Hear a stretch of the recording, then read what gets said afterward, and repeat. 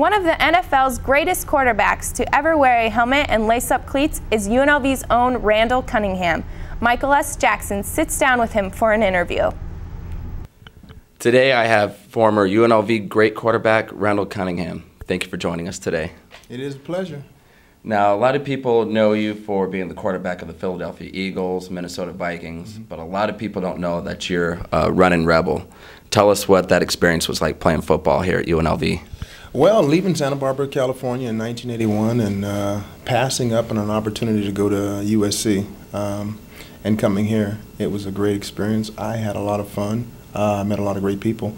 But I tell you what, a lot of people back then did not really know about UNLV as a football team. They knew about us as a basketball team.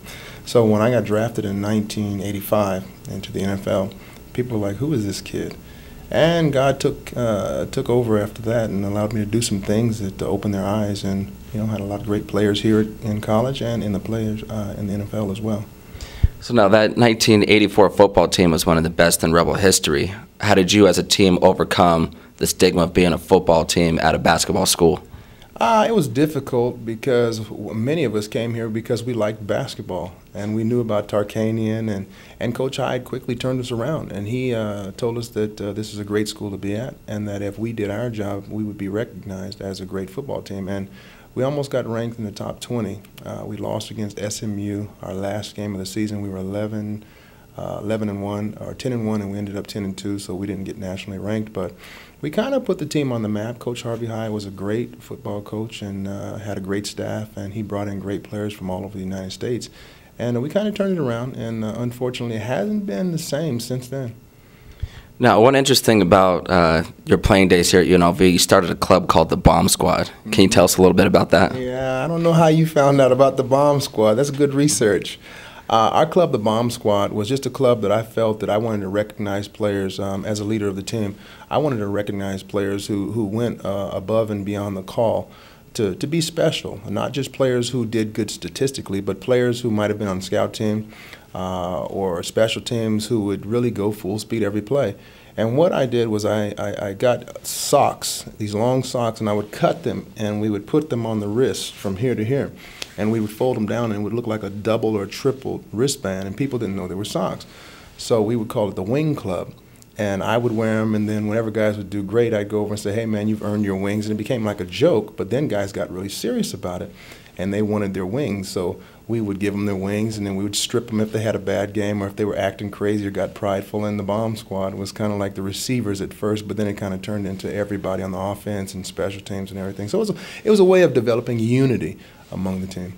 So kind of taking that experience and then looking at our current football situation, what could you possibly bring back to our football team to kind of see some of that prominence that we had when you were playing here?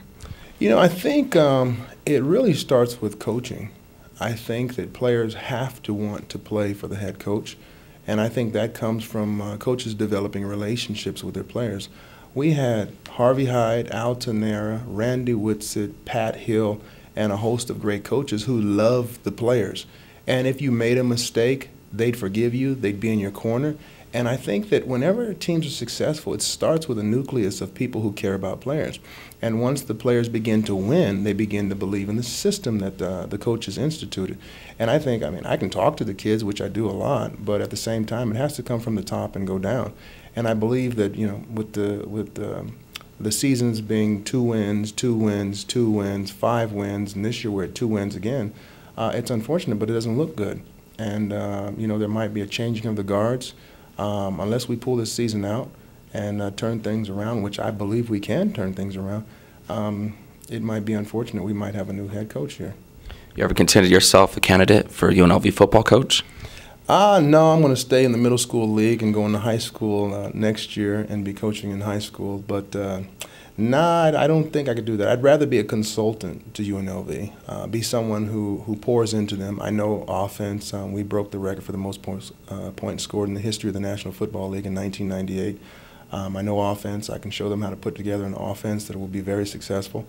But at the same time, being a consultant, being someone who they come to me for expertise or encouragement or whatever, I'd like to do that. And then, I spend a lot of time encouraging some of the players. They attend our church, Remnant Ministries, and I really pour into their lives that way and tell them about character, their morality and integrity and things like that.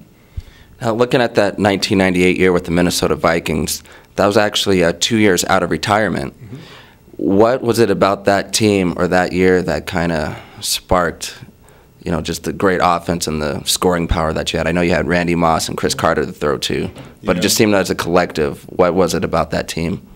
I think that team was great because of God's timing, number one. Minnesota had already been to the Super Bowl 4 times with Fran Tarkington and the Purple People leaders and people like that back in the day, and I guess it was the 70s. But Denny Green, our head coach, put together a great group of players. He had a great coaching staff. And then I think all the pieces came to the puzzle, and he kind of maneuvered everybody in place, whether it was our third down, our goal line, or throwing bombs, or handing the ball off to Robert Smith, or throwing screens to David Palmer. He put together an offense that was pretty much unstoppable. And when I was able to step in when Brad Johnson got injured, I was mature at that point in time. I wasn't a young kid who had been in the league 7 years. I had been in the league 12 years. And I was able to go in there and play, and they respected me. They respected the 3 Pro Bowls that I had been in. And we went, and we did a marvelous job. And Brian Billick was our offensive coordinator, who taught me offense. And I knew offense up to that point, but when he taught me about how to strategically use different people in different positions at the best of their ability, that was the difference of us being a great team. And Denny was a great leader as a head coach, and we followed Denny. He loved his players, and we would do whatever he asked us to. Now, you're known with great highlight reels of dodging, defensive linemen and linebackers, and then, escaping and getting the ball downfield. You were also a great punter. How did that come about? That's a funny story because I was a punter in high school, but because when I was recruited to UNLV, there was another staff here. Tony Knapp was the head coach. When Harvey Hyde came in, he might have known about me, but he probably forgot that I was a punter in high school. And I happened to be punting one day. It was probably the winds were blowing about 70 miles per hour, and I happened to be at one end of the end zone. And I was just messing around early before practice, punting, and it got windier and windier, and the currents changed in the atmosphere. And the next thing you know, they saw me punting the ball about 100 yards. That's how windy it was that day. And the next week, they said, you're our punter, because we had problems with our punting. They said, you're our punter. Well, the story goes to show that's good coaching. I ended up being a Kodak All-American punter. Got to meet kids like Mike Rozier and Irving Fryer and Dean Steinkuhl, all the guys from Nebraska who were #1 in the nation back then. And it helped our team out because when they put me at punter, being a quarterback, we could run fake punts all the time. So we would strategically run fake punts. That was an audible that we had. So it helped me, it helped our team. And I think that's part of the reason I got drafted as high as I did, because they looked at me as a punter as well. Well, thank you for your time. You got it. With UNLV great punter and quarterback Ronald Cunningham, Michael Jackson for the Greenspun Report.